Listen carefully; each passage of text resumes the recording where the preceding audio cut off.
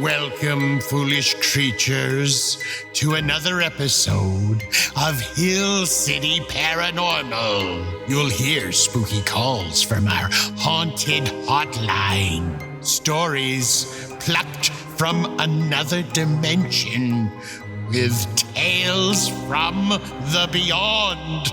Oddities galore in news from the beyond. And haunting interviews with your ghost host, Woody G. Watts. Welcome to Hill City Paranormal.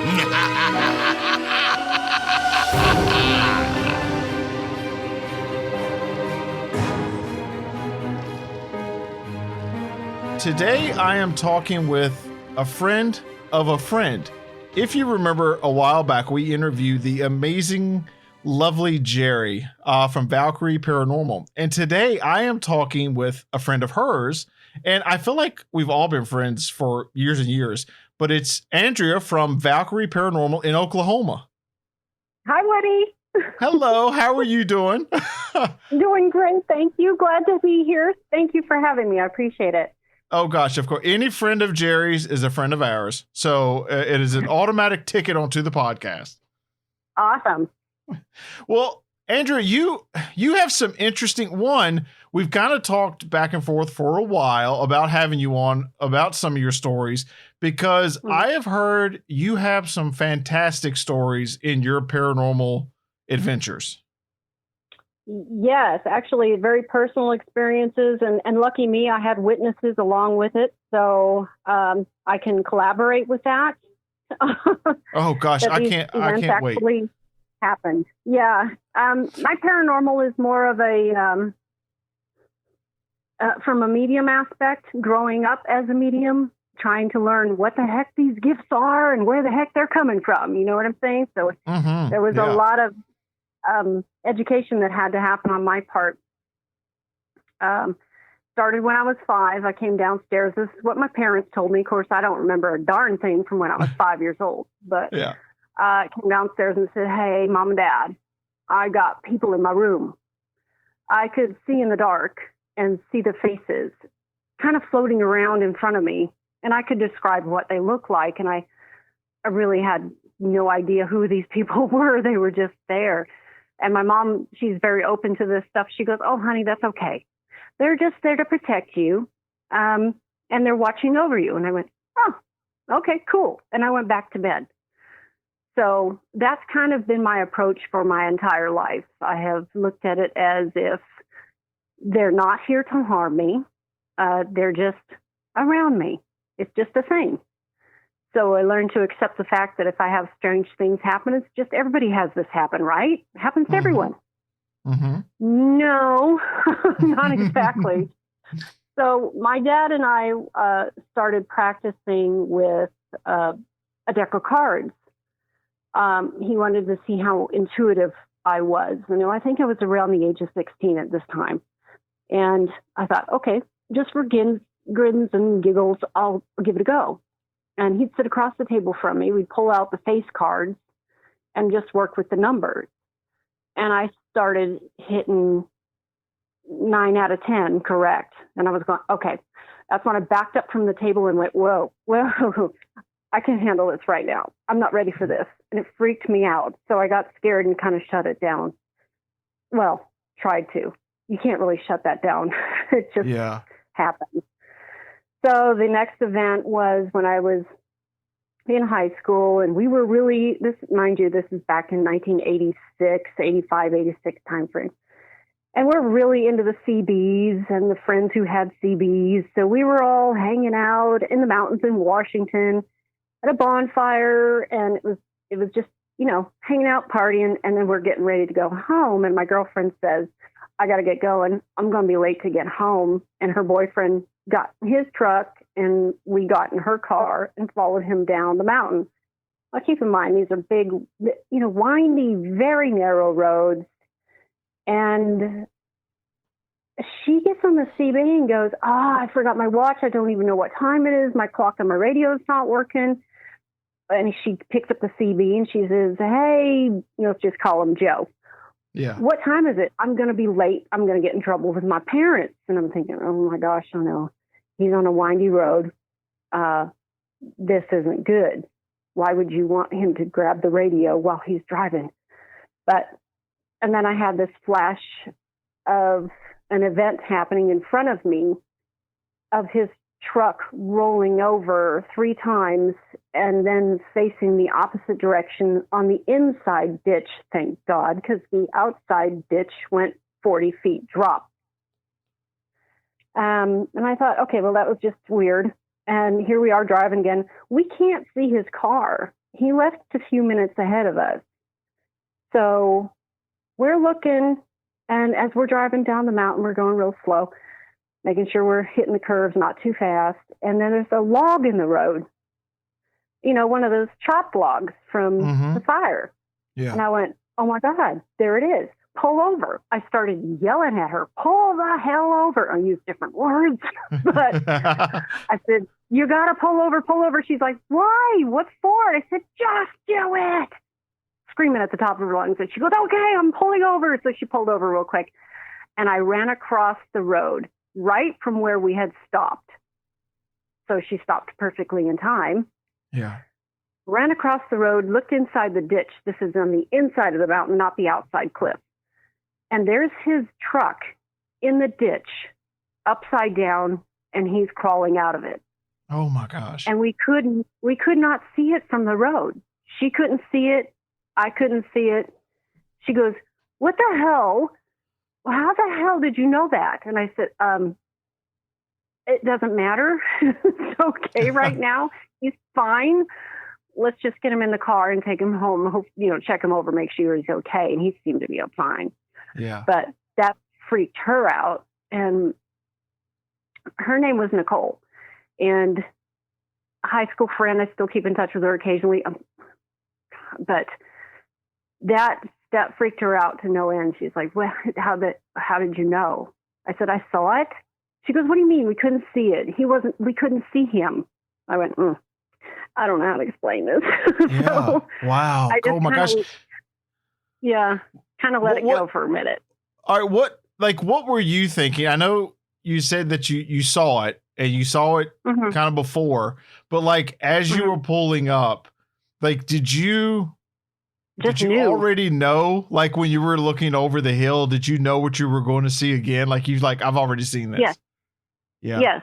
I already knew. I knew exactly which direction his truck was facing. I knew everything about where it was, exactly where it was. That's why I ran over to the ditch and looked straight down. He's in it.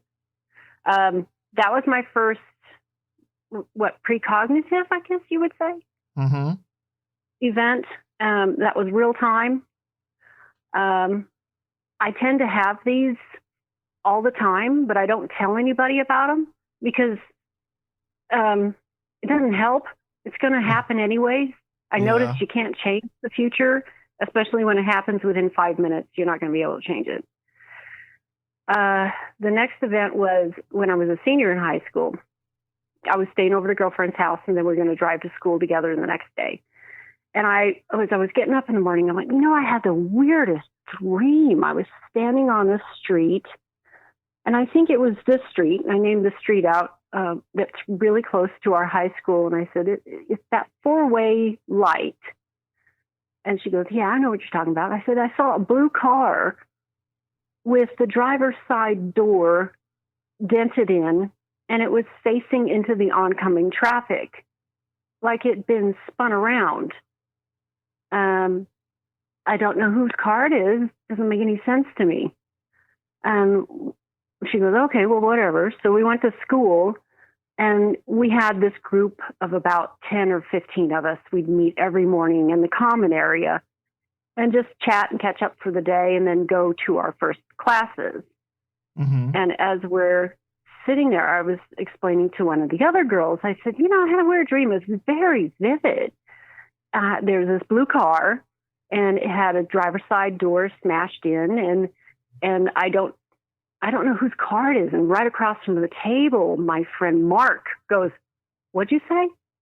I went, driver's side car smashed in the door, or somebody hit him going through a stoplight and it was facing the opposite direction. He goes, "Oh my God, that just happened this morning."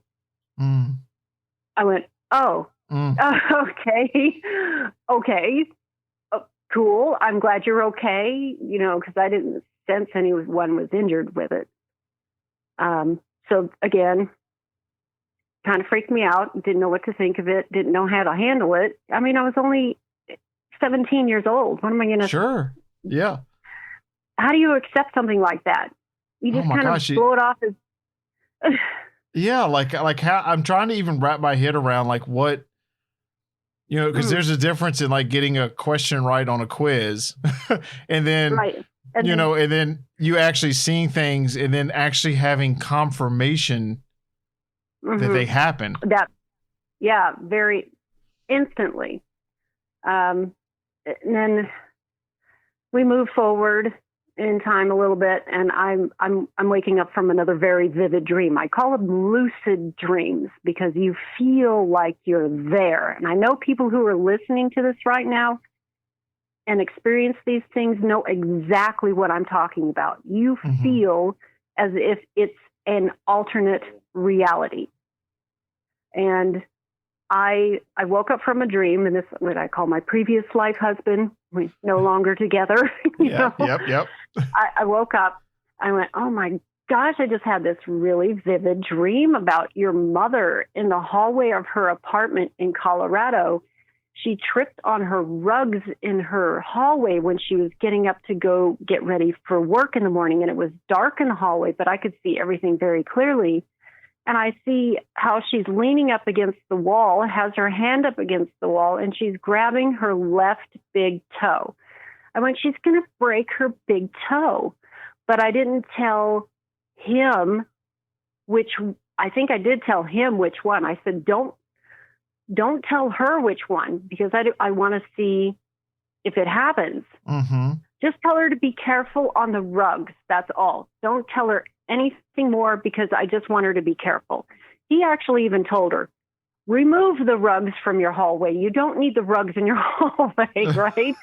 Yeah. She didn't do it. And then again, 3 days later, she broke her big toe on her left foot on the rugs in the hallway. And I went, oh, holy shoot. Yeah. Now I'm time traveling forward. I'm going, where the heck is this coming from? So it's these things that you're haunted by, these images. It really is kind of unnerving. And there's not much you can do about it, because you can't change it. So that was another one. So eventually it got to the point where it started expanding into different things. As you know, or I don't know if Jerry told you, shared much about me or whatever, but I'm a retired military. I've served 20 years in the Air Force and retired. Mm-hmm. While you're in the Air Force, you kind of can't talk about this stuff, because they'll commit you. You know what I mean? Yeah. It's not accepted. Yeah. It's just not an open discussion you can have. Right. Who's going to say, I hear and see things. It's normal for me. It's been happening all my life, but I can't share that. So you got to conform, be normal, as you would say. Not, as they say, touched, which is what I like to use. Yeah. And I did have another event happen while I was in the military, and I had just been in the military for about 3 years, and I was a senior airman working in what they called the commander support staff. And this is the office that pretty much supports everything the commander does. Award ceremonies, handing out decorations, making sure award packages are submitted, all those paperwork stuff. Mm-hmm. Yeah. Keeping personnel files. So I really liked my job, and I was there. It was early morning, and this was in a schoolhouse at Shepherd Air Force Base in Wichita Falls, Texas. I know some people might be very familiar with it. It's all the tech training for medical and jet propulsion and hydraulics and everything is on, and pharmacy, name it, it's there. So I was working at the medical training squadron. I wasn't medical, I was administrator. I could go anywhere. And I'm sitting up for the rest of the day, and it's quiet because half the staff is not there. It's holiday season. Meets me and the first sergeant. And the first sergeant, as you know, is an individual who provides counseling and guidance to all of the personnel within the squadron. He kind of is the main connection between the pulse of the enlisted to the officers and the commanders. So he keeps the health of all the flights pretty much in check. He knows who needs assistance with financials or who's having a divorce. He knows all that. Yeah. So it's a very stressful job for him. He was in there, and he happened to have one of the students, who's a very young airman, in his office. And I didn't know. She comes walking out, and she goes, and she was finished with her conversation with him. She asked to borrow a pen so she could send a fax. I know, right? We don't do that much anymore. Yeah. What is this fax you speak of? What is that? Yeah. This is way back. I'm really old. Yeah. It was 1995. I remember it to the day, because this is another thing that I started picking up and I had no idea what it was. But anyway, I'll get to it. She borrows a pen. She takes care of her business and puts the pen back up on the front counter. And she leaves it there for a few minutes, and and then she departs. I go over, pick up the pen. And mind you, it's just a plastic Air Force black pen. You know what I'm talking about? Yep. And it shocks me. Like 110 volts of electricity goes up my arm. I can feel the energy traveling up my arm to my shoulder. And I dropped the pen and said a very big cuss word and went, "What the hell was that?" And I'm staring at my hand. I'm staring at the pen on the floor, and I'm in a daze. I'm just stumped. I'm like, what the hell? How could a pen?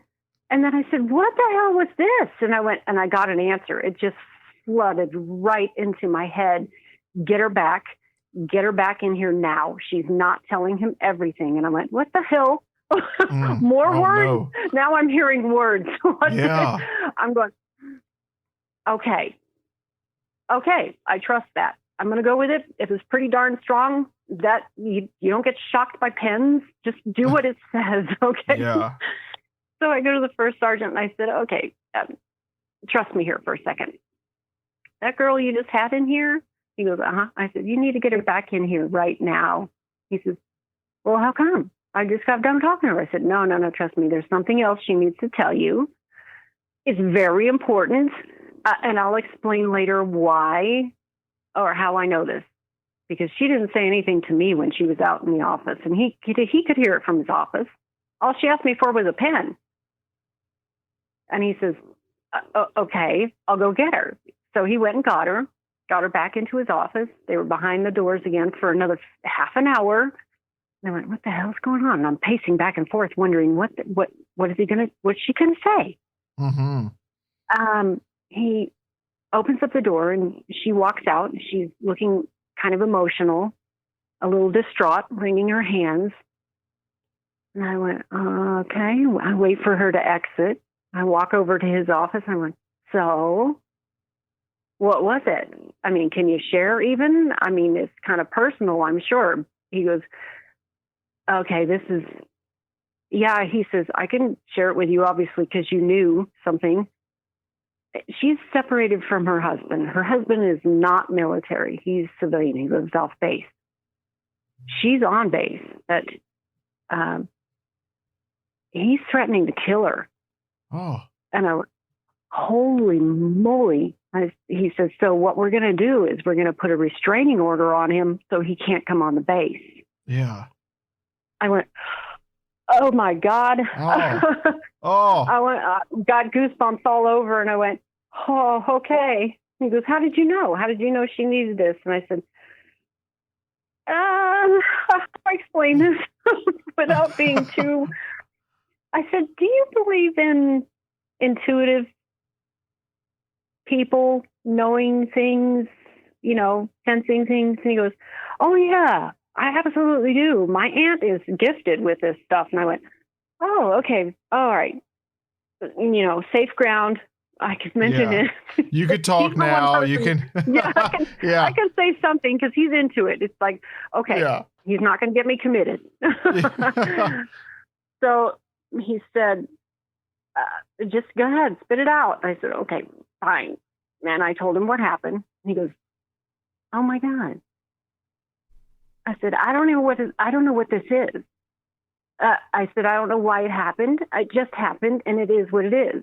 So can we just move on? He goes, sure.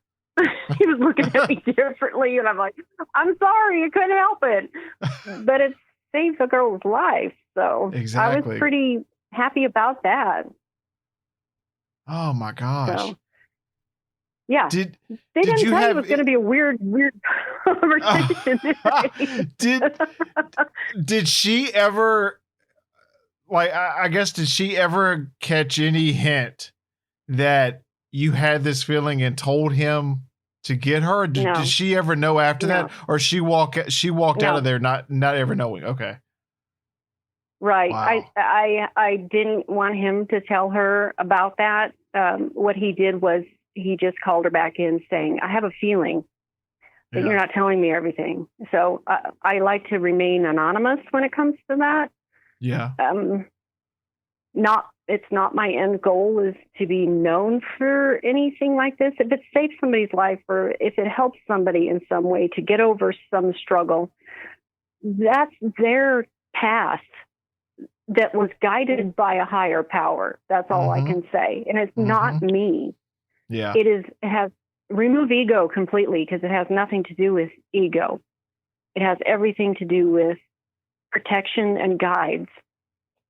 And her guide may have been speaking right through me, or mine were aware of it. I don't know. I have no idea.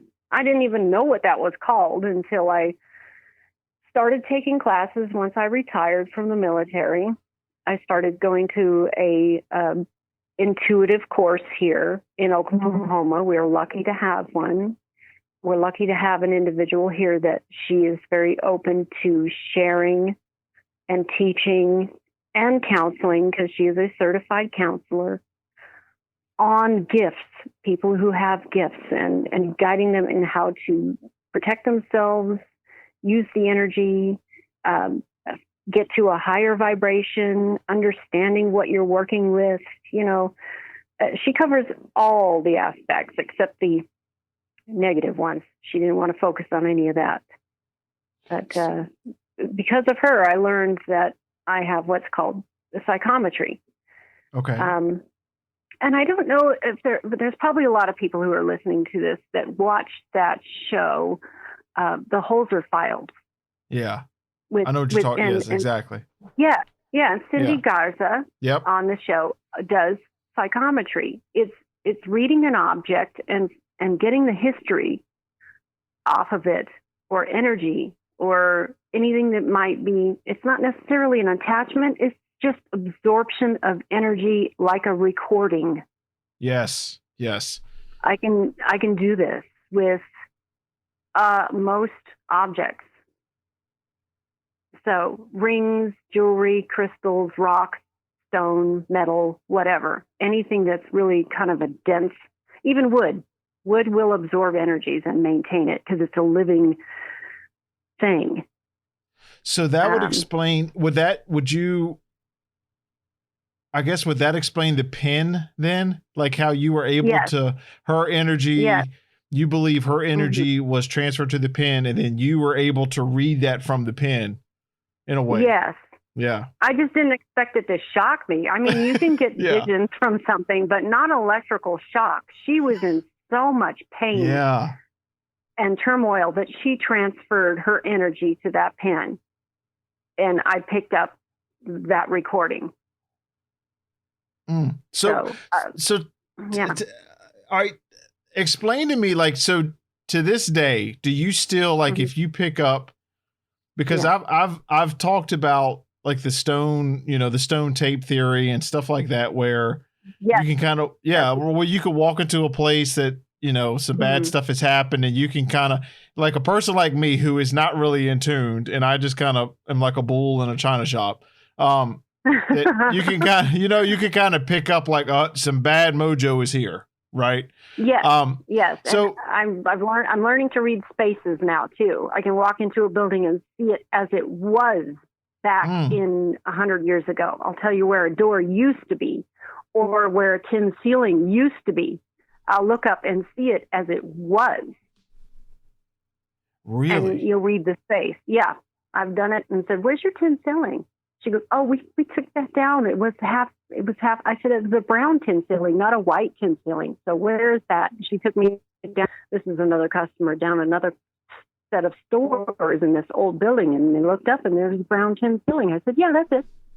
That's the one. That's the one. Yeah, that's the one I was seeing. So, oh my gosh. All right. So tell me, like, to this day. All right. So you can, if someone approaches you, or even in your everyday life, do you pick up something and then you kind of have a feeling, or is it, I'm just trying to understand, like, is it gradual? Is it like sudden? Is it every object? Like if you pick up a dyed Mountain Dew can, like I have right here, like, tell me how it works. Okay.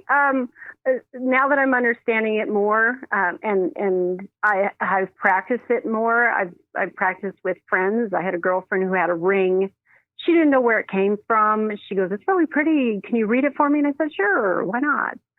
So I went over to her house and sat with the ring in my left hand, which is your receiving hand. It doesn't really matter. Actually, you can pick it up from both sides.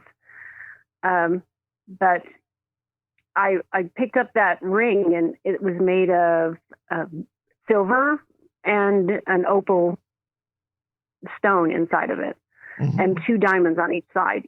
And I thought, okay, well, I'm just going to see her for a second. Got into a relaxed space, because you got to erase your mind, which I'm very good at.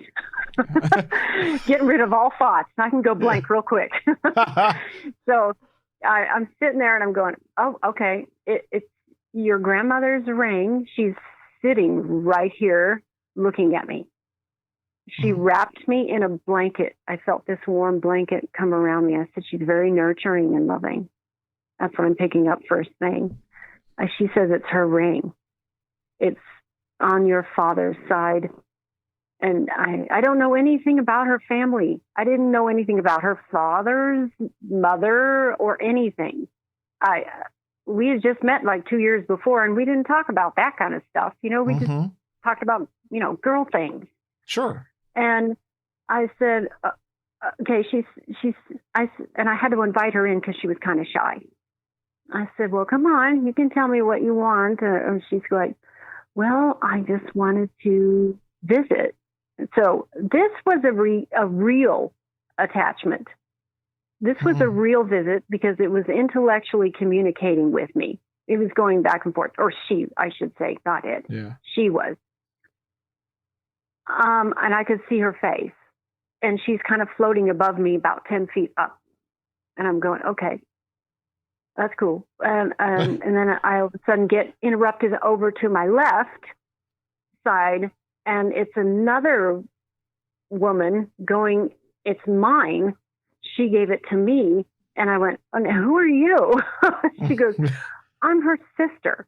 And I went, "Okay." So I told my girlfriend, I said, "Your grandmother says this is her sister over here. Her sister's interrupting." She's going, "It's mine. She gave it to me." She's very sassy about it. I'm like, oh my gosh. Okay. She's pretty solid, sure about it, that it needs to go to her daughter. I know nothing about her family. I'm going, does she even have a daughter? I'm thinking she's passed, obviously, because she's communicating with me and arguing with her sister. Now these two are going back and forth, and I'm watching them argue, because the grandmother wants her to have the ring, and the sister is going, "No, it's her ring. It's supposed to go to her daughter." I went, okay, I'm explaining this to my friend. I'm going, okay, who's the daughter of the sister of your father's mom? And he goes, "Oh my gosh, she lives in Colorado."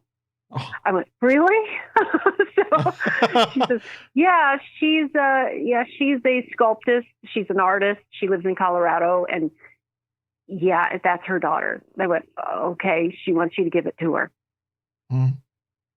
And she goes, okay. I said, well, is there any other messages you want to give to this person? And I don't want to mention her name. Yeah. And they said, have faith. And I looked at her and I said, I know that sounds kind of cliche. Isn't that cliche? She started crying. I went, oh gosh, here we go again. Because every time I read an object, somebody's going to get emotional. Yeah. Because it touches them. She started crying as she gets up and walks off. I said, I'm sorry. I didn't know what is it? She goes, I'm in between trying to decide whether I should leave my job right now because it's frustrating. I don't have faith in myself that I can pick up another job and do it well. I went, oh my gosh, they're telling you to have faith in yourself. And she went, oh my, this is too good. So yeah. So she's going to do that because just a few months after that, her mother and her father moved from Colorado to here so she could be closer to them. And I was a realtor at the time, I just inactivated my license. But anyway, I was sitting there. They had us over for dinner because I sold them their house, and they're like, oh, this is the house. And we went, okay, well, yeah, I know, I saw it, but no furniture, right? And they're going, and my girlfriend told her father the story of the ring. And he goes, really? I said, well, she's very sweet, loving person. And he's getting a little teary. He goes, I got something for you. And I just want to see how well you're tuned in. I went, okay, so here's my quiz. He gets a big photo album. I mean, this thing is like 4 inches thick. And he flips to the middle of it, and it's got a big black and white photo of 3 women sitting in front row and 3 men standing behind them outside in the garden with flowers around them, and it's just beautiful. And he goes, okay, which one's my mother? And I said, she's the one in the middle. And he went, oh my God, they're triplets. They were triplets. Yeah, I know. I said, well, that's her face. Those are her eyes. She's the one in the middle. She says, I'm always the one that sits in the middle. They would always sit in the same order for every photo. Oh. So he was just blown away, and he goes, okay, so which one is the other sister? And I said, she's the one to her left. He went, oh my God. He took the book away, and he was like, I'm not doubting anymore. I'm like, okay. Oh my gosh. So yeah, this is my life. This is normal. So how often does this happen? Like, do you cause I guess my head is like in the Hollywood theme right now. Like, do you walk around and like everything you touch, you have to be careful about? Or is it like, does it have to have like a real story to it? I always ask permission before I touch anything, and I'll be given an answer. Okay. I trust in what we, as in the spirit world and mediums, we talk about our guides. We have guides around us that talk to us. I have one on each shoulder.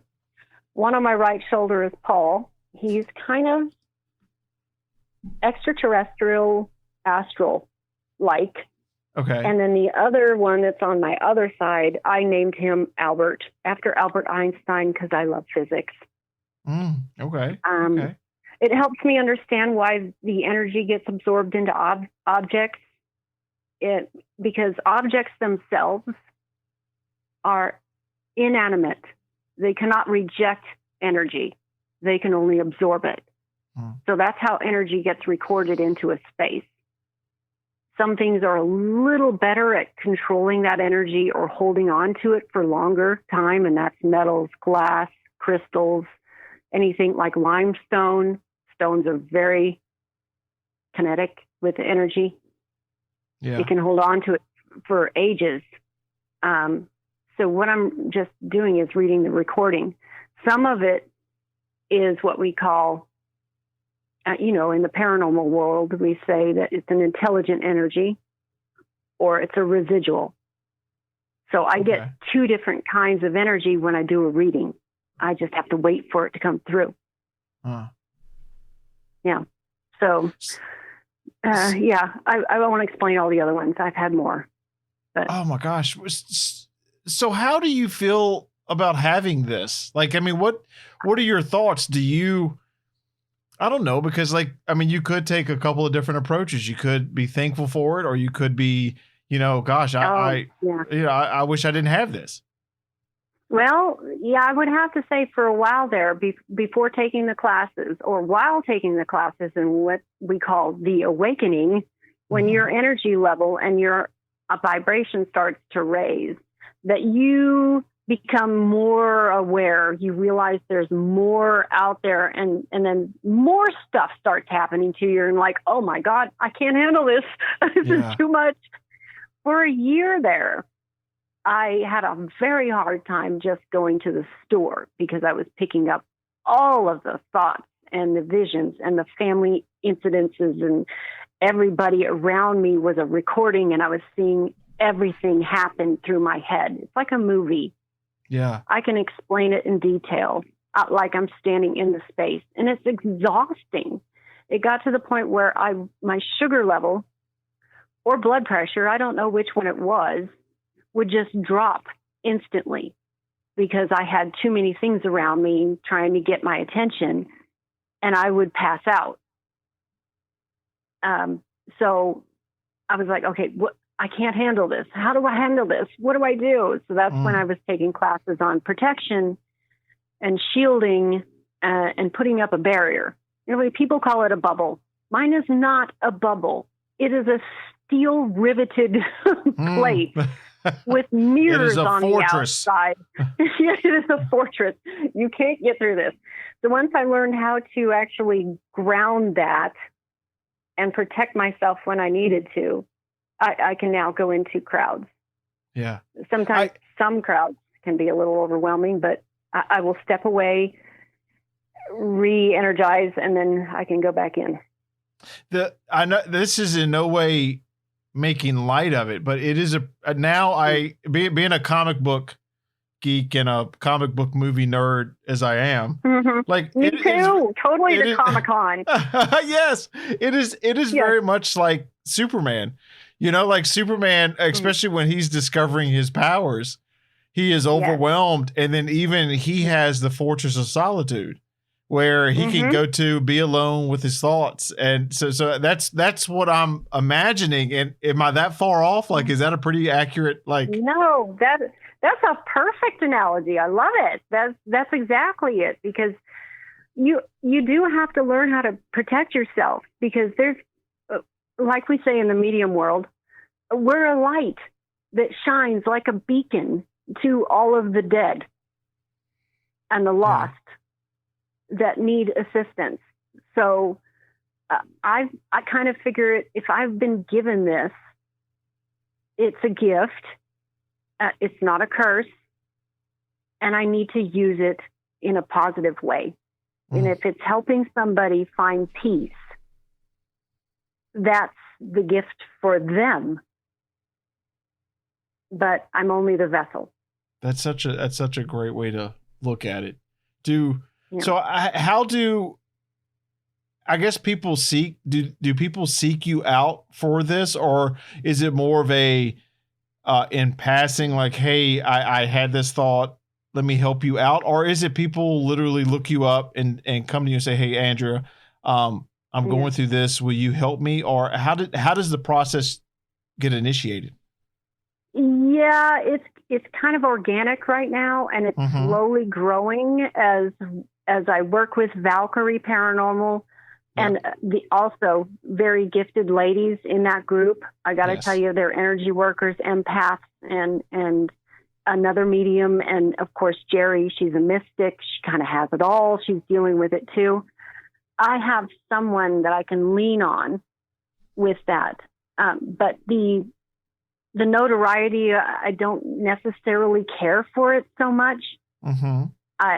Because some people tend to think of it as a party favor. And I'm going, no. Yeah, like a magic show or something like that. Yeah. Yeah, I'm not going to come over, and I don't sit down and do readings like some intuitives do and charge money. I will not ever sit behind a table and do any of that. I just can't see myself doing that. So how do I help people? I think I'm helping souls. Yes. In that aspect, that's where I should focus on. If somebody has something that needs to be said, it's going to be said. But my guides will not let me read anyone unless I'm given permission. Mm-hmm. It's one of the rules. We do have ethics that are involved at being a medium. You don't just come out and start reading somebody. It's rude. I'm sorry. Unless they really, really, really are ready for it. Some mediums may be able to tell that the person needs this. Yeah. I'm not there yet. If they ask me and they say, can you see any of my guides around me? And I say, well, do you give me permission to read you? And then if they say, yes, I give you permission, boom, it all shows up. They're all around them. And it's like, oh my gosh, okay, you've got this person. You got this one little girl. She was only 14. She had a wolf. Oh, gosh. I was like, oh, geez, wow, big black wolf. I mean, he was her defender. And I went, damn, he came in real quick. Oh. And I went, okay, why is there a wolf? She goes, oh my gosh, I used to dress up as a wolf when I was a little kid. I have this wolf outfit, dress up and pretend I was a wolf. And I said, so why is it a wolf? And she says, I'm half Native American. I went, oh, yes, he's your spirit animal. That makes sense. Okay, yes, you got to protect her. Yes. So, well, I guess it's because it can be a very personal, life-changing experience.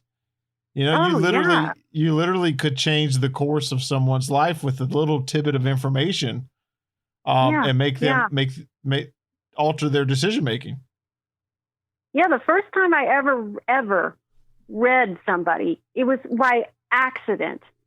I had no intention to ever read anyone. Mm-hmm. It just happened, and it blew me away because I did not know I could do it at that time. It was still developing. Yeah. And when I was a realtor and I was selling a house, it was just a couple miles away from here, actually, from where I'm living right now. And we were going in to do the home inspection for the buyer. I had the buyer's side, and we had the inspector there and me and the buyer, and we're standing around. He's running all the faucets and turning on the stoves and running all the equipment and the air conditioner. You know, that's what they do, running through the motions. And I'm standing in the kitchen waiting for him to get done, and he's walking around with the buyer, and the microwave catches on fire. No joke. It just melts down, catches on fire. I'm like, oh my God, we don't want this to happen while you're doing a home inspection.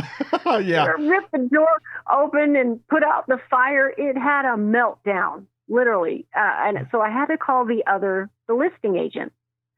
And I called him. I said, hey, Matt, I need you to come over here. Yeah, your microwave caught on fire. And he goes, what? He said, it's brand new. And I went, okay, that's weird. Yeah, you might want to come over and just record this because we have everyone here right now. They were just testing it for 30 seconds, turned it off. It melted down. So he pops over. And we're standing there in the kitchen talking. And I'm like, I'm so sorry this had to happen. He's like, it's no big deal. We'll just get another one. It's under warranty. No big deal. I'm like, okay, cool. He's standing there, and I can see on his watch, he has one of those big digital watches, and it said 333 on it, the time.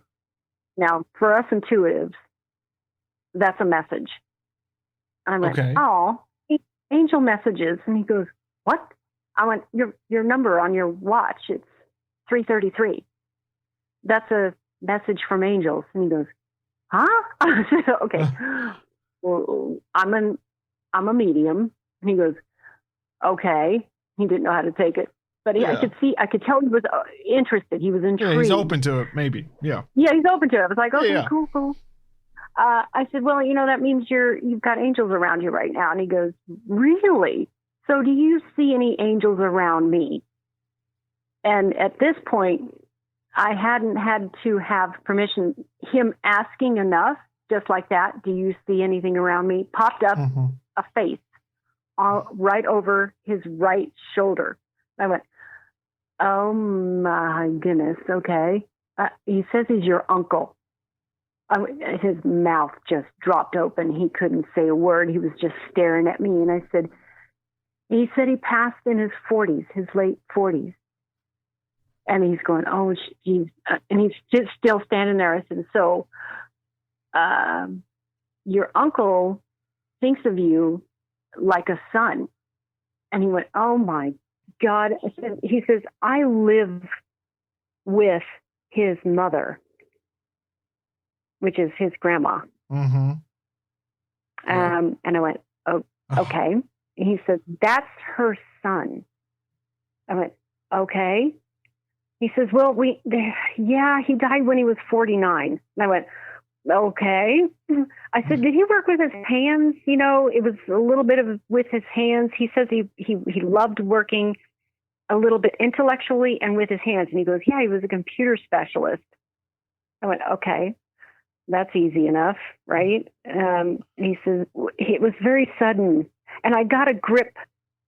I felt this grip in my chest, like my heart skipped a beat. And I went, he had something wrong with his heart? And he goes, oh, Jesus Louise, you're throwing me over here. Because I had grabbed my chest and I was like, he had a problem with his heart. And he goes, well, yeah, okay, here's what happened. It was 3 years ago. He says they took him in for a routine stent to put a stent in his heart. Mm-hmm. And I went, and he goes, and it ripped the artery. And they tried for 5 hours trying to get it fixed and save him, and they couldn't. And I went, oh, geez. I said, well, he's telling me this now. He's saying that it's not their fault. Your mother's blaming the doctors, and it's not their fault. He said it would have happened anyway. Even if they had fixed him, it would have happened later. Yeah. And he goes, holy moly. He says, okay. He says, I gotta call my grandma. He went home and told her everything. And he called me back and said, you know what? You just made her year, because it brought her peace that there was nothing that could have been done. So that's where that happens. And that's, again, bringing, and I don't like to think of it as me. It's not me. It's got to remove that. It has, I need to remain humble, because once you start allowing your ego to take in, you lose it. So it's just one of those things. You got to keep your mind open, your heart open, and just give blessings as much as possible from spirit, not from me. Now this may be, like, what does, and again, not to make light of it, but that's all right. Is there like a distance for you? Like, I guess what I'm trying to ask is, like, do you have to be close to the person and no looking at them, or can you, like, if someone call, like, all right, like I'm calling you over the podcast, like, can you just talk to someone and you pick that up, like, from a great distance? Not a great distance. No, yeah. That one hasn't come through yet, as far as being able to communicate with somebody over the phone and pick up on things. Mm-hmm. I've only been able to get up to about 200 feet. Okay. So there is, so you have been able to kind of define a bubble, where the feelings are stronger. Right. Okay. Yeah, there. But I started feeling what we call energy waves. Mm-hmm. It's almost like it's kind of like you feeling like you're getting lightheaded and you're gonna pass out, but you don't. You kind of feel just this. It's like somebody pushes you with energy. Yeah. You get. I don't know how to explain it, but it's really weird. Yeah. I had that happen the first time, May 19th or May 20th. No, what year was that? 2014. When the May tornado came through here in Oklahoma and it wiped out a schoolyard down in Moore. Yeah. And 7 children were killed. I felt that wave, that pain. And the way I kind of analogy it, I set it out as is my angels were upset. They were brought to their knees, so they brought me down to my knees as well because I just collapsed. I was like, what the hell was that? Yeah. So before significant events, I will be hit with an energy wave. The last time a really big one happened and it kind of went halfway through my body was right before, it was 12 hours before the Vegas shooting. I don't know. I can't tell you where it happens. I can't tell you what's going to happen. I just hit with the energy that is, it's almost like that was the moment of decision when that guy decided he was going to go through with it. And that impacted everything around him. The chain of events would follow after that. That's where it started. Yes. I'm just starting to make that association because I'm being hit with these things and I'm like, well, I don't know where this is coming from. I don't get any visions. I don't get any information, words, nothing. It just gets hit. And then stuff happens 12 hours later. Gosh. Wow. So I'm still trying to develop on that one because that would be interesting to be able to, and then maybe I don't. You know what I mean? Yep, I know what you mean. Because there's some things you just don't want to know, and I don't want to see it. It's some of those visions that I have are not pretty. They're very emotional, and they sometimes I just have to shake my head like, no, I don't want to see that. I tell them, no, get it out. So it is a struggle to see some things like that and then not, and know that you can't do anything about it. Gosh, I could talk to you. I mean, this could be a 6-hour conversation. I know. There's more, but I can't go on all day for you. Maybe we can try again on another podcast. So fascinating. Yes.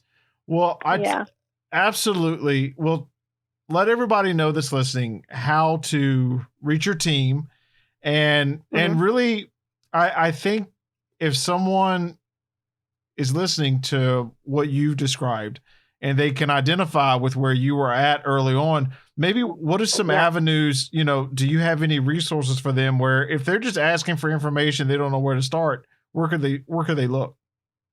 Oh, absolutely. There's lots of places that you can go to, especially right now with all this COVID stuff happening. There's a lot of resources that are happening online now where you can get online and take classes. And the exact class that I took to get to learn how to focus my energies and my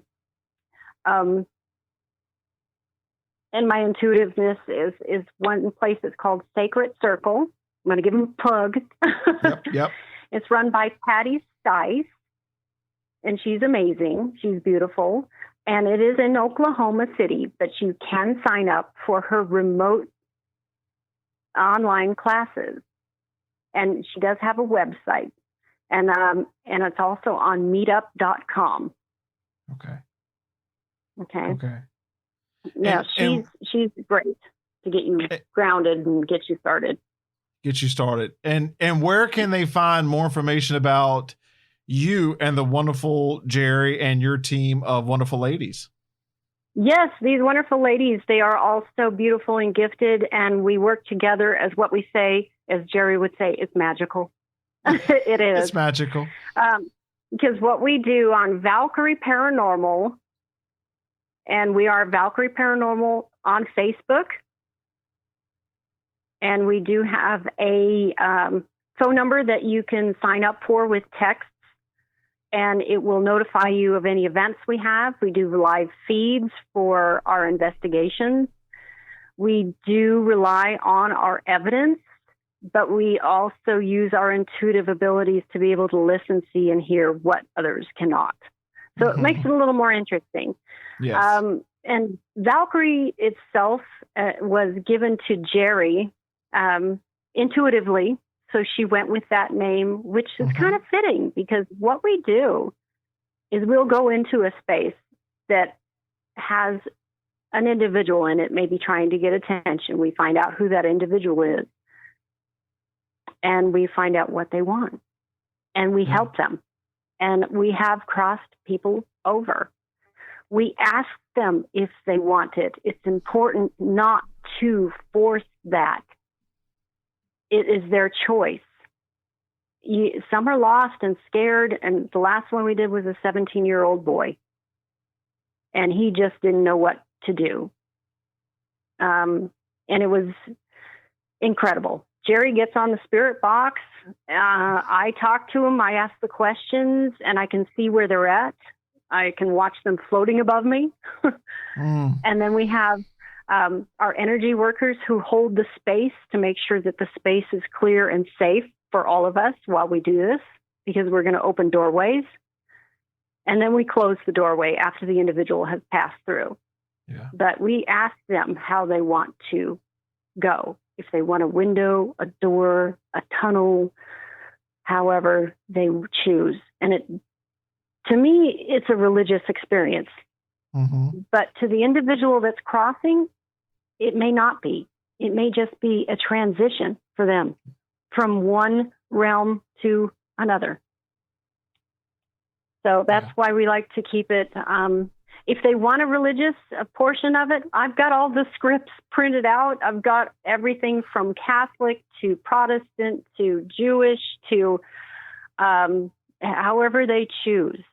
Yeah. I'm not those, but it's comforting to have that scripture if they want it. So we ask them, do you just need help crossing? Do you need help finding the door? Because we'll open the door for them. And that light that shines through there is intense. It will move you to your knees. It's beautiful, and everybody's crying in the room when we're done. Because it's very emotional. Yeah. Oh, this is fascinating. Well, I'm going to have you back on, and okay, fantastic. We're going to talk cryptids in that episode. Oh, yes. Because that would be fantastic. This is fascinating to me, and I absolutely would love to, if our paths ever cross and we're in Oklahoma or you are in Virginia, absolutely, let's meet up, because this is just fascinating. And again, I could listen to this all night long. And thank you so much for sharing your stories, and just y'all are wonderful people. So thank you. Oh, thank you. And just follow us on Valkyrie Paranormal on Facebook, and we've got websites as well. You can find us anywhere. Just Google it. And if you want to contact us for mentoring, we are not counselors, but we sure are good at mentoring. The number is 405-237-5533. Thank you, Woody, for your time. Awesome. And please let everybody out there know, if you have a paranormal experience, do not face it with fear. Face it with love. Love is more powerful than fear if you want to get rid of it. Be sure to check out our website at hillcityparanormal.com and call our haunted hotline at 701-HAUNTED. That's 701-428-6833. with your spooky tale. We're dying to hear it. Thank you for listening to Hill City Paranormal.